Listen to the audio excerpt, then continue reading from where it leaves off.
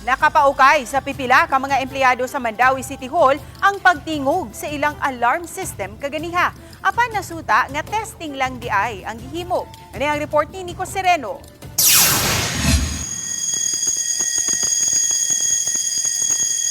Alas 10 kaganihang buntag samtang padayon ang trabaho ug mga transaksyon sa Mandawi City Hall kalit nga mitingog ang alarm system. Sa una, walang sa kini panumbalinga. Apan kay nataud-taura nagtingog ang alarm ug mibalik-balik pa, maong gisusi sa ubang personnel unsa ang nakaingon. Problema din.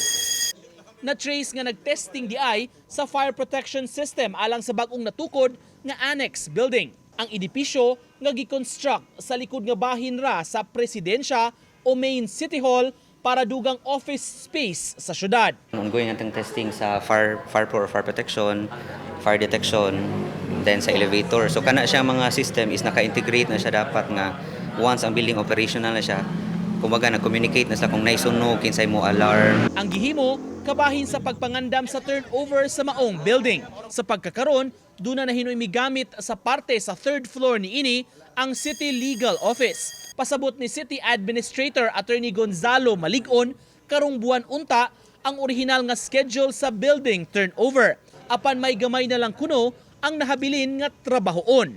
Uban ni Godfrey Relien, Nico Sereno, Balitang Bisdak.